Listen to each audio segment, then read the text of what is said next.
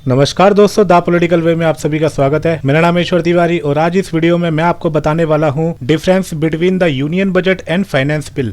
तो अगर आप यूजीसी नेट और सिविल सर्विस की एग्जाम की तैयारी कर रहे हैं तो ये टॉपिक आपके लिए बहुत ही ज्यादा इंपॉर्टेंट है for the main purpose. So without wasting a single minute let's get going. अगर हम भारत की बात करें तो भारत में जो एनुअल बजट पारित होता है और जिसको वित्त मंत्री संसद में प्रस्तुत करते हैं उसको आर्टिकल 112 के तहत रखते हैं। मतलब इंडियन कॉन्स्टिट्यूशन के अनुच्छेद 112 के तहत finance minister after the recommendation of president budget को संसद में प्रस्तुत करते हैं और उसे पारित करवाते हैं। इन केस अगर ये बजट संसद से पारित नहीं हो पाता तो जितनी भी यूनियन कैबिनेट है उसको प्राइम मिनिस्टर के साथ या कहे तो प्राइम मिनिस्टर को पूरी यूनियन कैबिनेट के साथ प्रेसिडेंट को इस्तीफा सौंपना पड़ेगा। आप कंफ्यूज मत होना क्योंकि ये एनुअल बजट अलग चीज है और ये मनी बिल अलग चीज है। आपके दिमाग में क्वेश्चन आ रहा होगा कि यूनियन बजट अगर संसद से पास ना हो तो entire cabinet minister including prime minister को अपने पद से इस्तीफा देना पड़ेगा। लेकिन व्हाट अबाउट मनी बिल?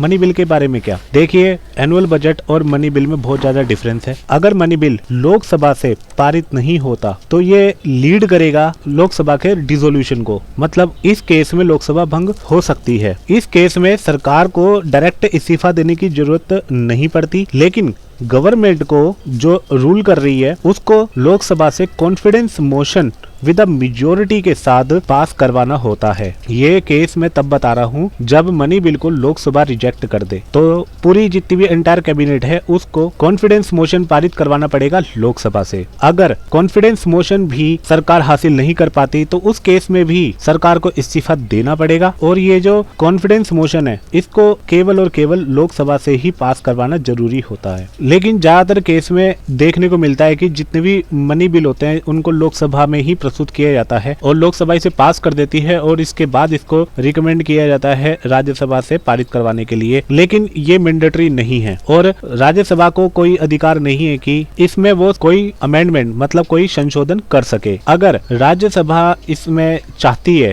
कि मनी बिल में संशोधन हो तो ये डिसाइड करना केवल लोकसभा का काम है कि वो इस संशोधन को माने या ना माने। अगर वो मानती है तो बिल जो है दोनों सदनों से पास हुआ माना जाता है और अगर वो नहीं मानती तो लोकसभा के बाद इसको सीधा प्रेसिडेंट की कंसेंट के लिए भेज दिया जाता है। अगर राज्यसभा इस बिल को अमेंडमेंट नहीं करती और केवल रोक के रखती है, मतलब इस पर कोई अपनी राय अभिव्यक्त नहीं करती, तो मैक्सिमम टाइम टू 14 डेज मतलब 14 दिन के लिए राज्यसभा इसको अपने पास रोक कर रख सकती है फॉर कंसिडरेशन, लेकिन वो इसको स्थगित नहीं कर सकती। तो इसके बाद मनी बिल को प्रेसिडेंट की कंसेंट के बाद इम्प्लीमेंट कर दिया जाता है। तो आई होप आपके सारे आंसर क्लियर हो गए होंगे, यूनियन बजट क्या होता है और मनी बिल क्या होता है, और इसको इंडिया के एस्पेक्ट में भी आपने कंसीडर कर लिया होगा। तो ये था हमारी वीडियो का अंत। उम्मीद करता हूँ कि आपको वीडियो जरूर पसंद आई होगी। मिलते हैं नेक्स्ट वीडियो में। Till then God bless you all, take care and Jai Hind.